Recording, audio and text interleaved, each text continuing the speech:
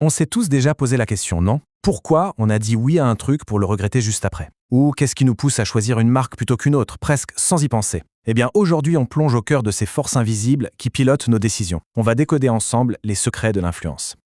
On aime bien croire qu'on maîtrise nos choix, qu'on est au volant. Mais est-ce que c'est toujours le cas? En fait, il y a une ligne très très fine, une sorte de côté obscur, où la persuasion bienveillante peut basculer vers autre chose. Et c'est cette zone grise qu'on va tenter d'éclairer. Et voilà la question centrale, la question à 1 million. Est-ce qu'on est subtilement guidé ou carrément contrôlé? Parce que ce soit au travail, en famille ou même face à une simple publicité, il y a des forces puissantes et souvent invisibles qui sont à l'œuvre. Heureusement pour nous, un chercheur a passé sa carrière à décortiquer tout ça. Son nom, Robert Cialdini. C'est un psychologue social qui a fait un truc assez fou. Il a infiltré des groupes de vendeurs, de publicitaires, pour comprendre leurs techniques de l'intérieur. Et son travail est devenu la référence absolue sur le sujet. Et le plus fascinant dans ces découvertes, c'est qu'il a réussi à tout condenser, à distiller cet art complexe de la persuasion en 6 principes fondamentaux, 6 clés universelles qui marchent sur à peu près tout le monde, quelle que soit notre culture. Les voici. Ces 6 principes, ce sont vraiment les piliers de l'influence. On va les décortiquer un par un pour bien piger comment ça marche et surtout pourquoi c'est si diablement efficace. Allez, c'est parti. Le premier principe, c'est sans doute le plus ancré en nous, la réciprocité. C'est cette espèce de règle sociale non dite qui veut que si on reçoit quelque chose, on se sent obligé de donner en retour. Pensez à l'échantillon gratuit au supermarché ou au petit café offert par un collègue. Voilà l'idée en une phrase.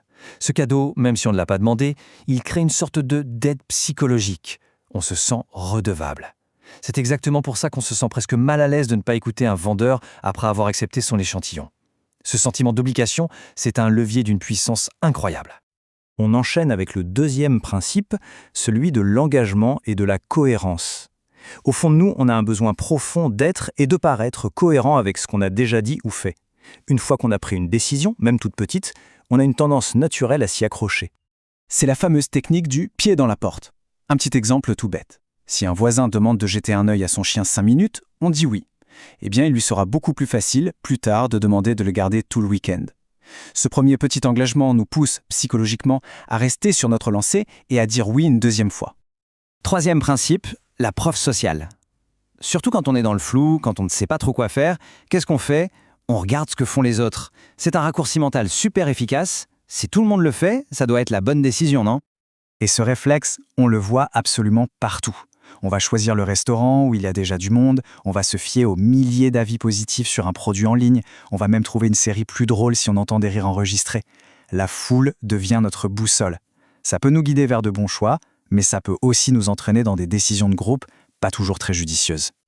Allez, quatrième principe, l'autorité. On est conditionné depuis tout petit à respecter l'autorité. Un titre ronflant, un uniforme, une blouse blanche, parfois ces simples symboles suffisent à déclencher chez nous une obéissance quasi automatique.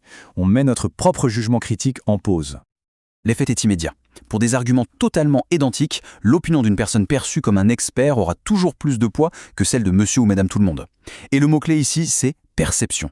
La perception d'autorité est souvent bien plus puissante que l'autorité réelle. Cinquième principe, celui de la sympathie. Bon, celui-là est assez intuitif.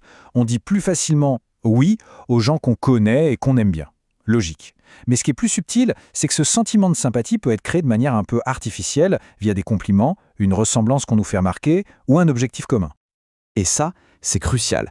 Ça explique pourquoi les recommandations de nos amis sont si efficaces, ou pourquoi certains vendeurs vont chercher à créer un lien personnel, à discuter de tout et de rien avant de parler business. Une simple connexion humaine, même très légère, ça ouvre la porte à l'influence. Et on termine avec le sixième et dernier principe, la rareté. L'idée de pouvoir perdre quelque chose nous motive beaucoup, beaucoup plus que l'idée de gagner quelque chose de valeur équivalente. Offre à durée limitée, stock limité, édition exclusive, toutes ces formules, elles jouent sur cette corde sensible.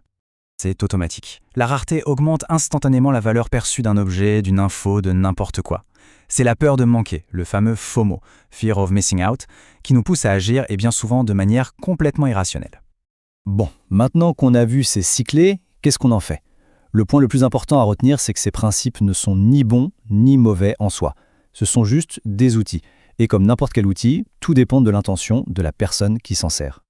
Et c'est là qu'est toute la différence. D'un côté, on a l'influence éthique, qui utilise ces principes pour créer une situation où tout le monde est gagnant.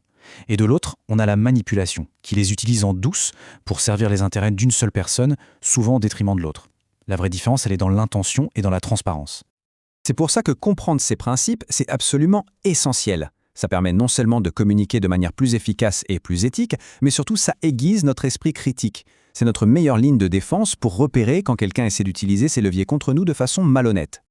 La prochaine fois que quelqu'un essaiera de persuader, il faudra juste se poser la question: est-ce qu'un de ces principes est en jeu? Et si oui, dans quel but? Pour un bénéfice mutuel ou juste pour le sien? Le simple fait d'être conscient de ces mécanismes, ça change complètement notre façon de voir les interactions humaines. Pour celles et ceux qui veulent creuser le sujet, les travaux de Robert Cialdini sont vraiment la référence. Comprendre ces principes, ce n'est pas apprendre à devenir un manipulateur, c'est juste mieux comprendre la nature humaine. Merci d'avoir suivi cette analyse et à très bientôt.